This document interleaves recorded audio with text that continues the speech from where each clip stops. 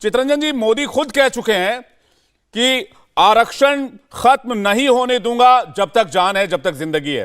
प्रधानमंत्री के इस आश्वासन के बाद भी अगर इस तरह के मुद्दे उठाए जा रहे हैं तो साफ है कि इसके पीछे जो मोटिव है वो पॉलिटिकल है।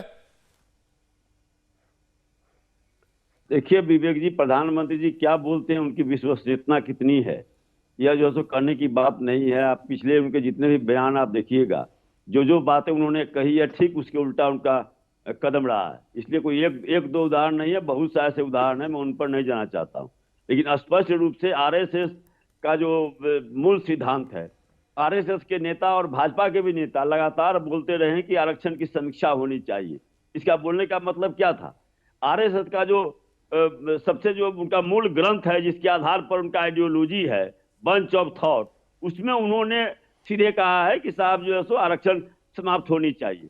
बिहार की चर्चा अभी साथी कर रहे थे, बिहार में भी जिस ढंग से जब चुनाव की घोषणा हो गई उसके बाद जो है सो भाजपा के सह पर, भाजपा के प्रोत्साहन पर उसको जो है सो कोर्ट में लेकर चला गया, लोग सुप्रीम कोर्ट में लेकर चला गया। ये अनार उगा के हर साल 1 एकड़ की जमीन पर 10 लाख कमा रहे हैं। उनसे सीखना है तो फ्रीडम ऐप को अभी डाउनलोड कीजिए। और डिस्टर्ब करने का काफी प्रयास हुआ कि चुनाव नहीं हो, इसलिए कि चूंकि यहाँ की सरकार, महागठबंधन की सरकार कृत संकल्पित थी कि चुनाव होगा और आरक्षण लागू होगा, और इसीलिए उसमें बार बार अरंगा लगाने का प्रयास किया गया। अब यह साथी बोल रहे हैं, त्रिपाठी जी बोल रहे हैं कि डिवाइड एंड रूल। अरे यह तो इन लोगों का चाल चरित्र और चेहरा रहा है, बांटो और राज करो। जब वोट लेना होता है तो सब जो है सो, चाहे दलित हो, चाहे पिछड़ी हो, अति पिछड़ी हो, सभी जो है सो बन जाते हैं हिंदू। लेकिन जब हक देने की बात होती है तो उसके बाद जो है सो हिंदू कहाँ खत्म हो जाता है पता नहीं चलता है। तो यह तो काम यह करता है, सबका साथ सबका विकास का नारा देते हैं, लेकिन भाषा पर जो है सो अलग करते हैं, वेशभूषा पर अलग करते हैं, रंग पर विभेद करते हैं। तो इनकी बोल कथनी और करनी में जमीन आकाश का अंतर है। आपने देखा होगा, आज की बात नहीं है, जब मंडल आयोग की अनुशंसा लागू किया गया था तो इन लोगों ने कमंडल लेकर जो है सो यात्रा निकाली थी। इसलिए आरक्षण का विरोध भाजपा का कोई छुपा हुआ बात नहीं है। बोलते हैं प्रधानमंत्री जी बोलते हैं, लेकिन प्रधानमंत्री ठीक है, लेकिन एक बात बताइए मुझे चितरंजन जी, इसका जवाब शलभ जी दे देंगे।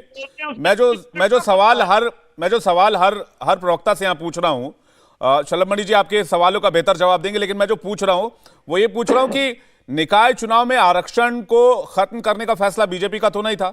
हाईकोर्ट ने कहा कि तुरंत चुनाव कराइए, और इस फैसले के खिलाफ बीजेपी सुप्रीम कोर्ट भी गई।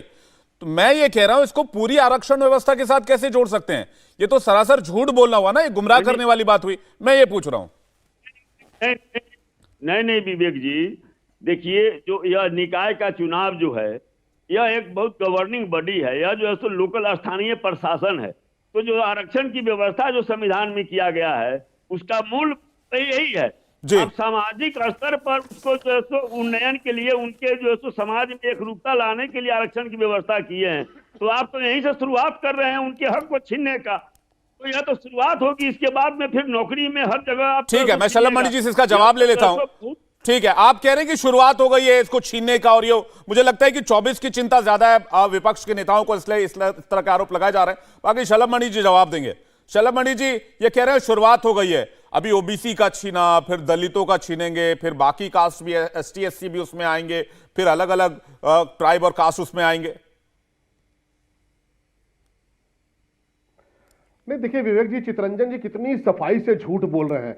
कब आरएसएस के किस व्यक्ति ने कहा, कब किस आरएसएस के ग्रंथ को ये पढ़ के चले आए हैं? इस झूठ से कुछ होने वाला नहीं है।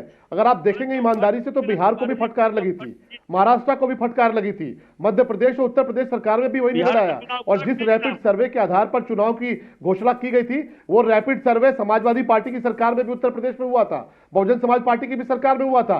आपके इस झूठ से कुछ होने वाला नहीं। लेकिन आपके दलों में क्योंकि रिजर्वेशन किसको है? एक परिवार को रिजर्वेशन है। आप तेजस्वी यादव, तेज प्रताप यादव के ऊपर नहीं उठ सकते, आपके परिवार उनके आगे किसी को अधिकार नहीं मिल सकता। आप क्या पिछड़ों की बात करेंगे? आपके यहाँ तो पदारक्षित है, कोई कितना भी पिछड़ी जात से क्यों ना आता हो, कोई कितना भी काबिल वाला क्यों ना हो, कोई कितना भी संघर्षशील क्यों ना हो, लेकिन जो मलाई काटेंगे वो तेज प्रताप यादव काटेंगे, मलाई काटेंगे तेजस्वी यादव काटेंगे, चाहे उनके अंदर काबिलियत हो ना काबिलियत हो। ये अनार उगा के हर साल 1 एकड़ की जमीन पर 10 लाख कमा रहे हैं। उनसे सीखना है तो फ्रीडम ऐप को अभी डाउनलोड कीजिए। तेज प्रताप को मंत्रालय चलाना आता हो ना आना चाहता हो, लेकिन आप जैसे नेताओं के सर पर तेज प्रताप यादव राज करेंगे, तेजस्वी यादव राज करेंगे, क्योंकि परिवारवादी पार्टी है। आप तो सबकी मलाई काट के रखे हुए हैं, सारे पिछड़ों का हक मार के रखा हुआ है, एक परिवार को सबके ऊपर रखा हुआ है, तो आपको जरूर तकलीफ होगी।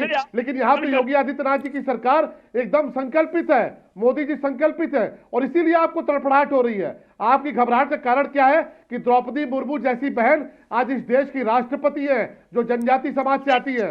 पिछड़े परिवार से आने वाले मोदी जी इस देश के प्रधानमंत्री हैं। रामनाथ कोविंद जैसे व्यक्ति इस देश के राष्ट्रपति रहे, लेकिन आप में तो परिवारवाद है। आप क्या तेज प्रताप यादव से काबिल कोई नहीं है, आप क्या तेजस्वी यादव से काबिल कोई नहीं है।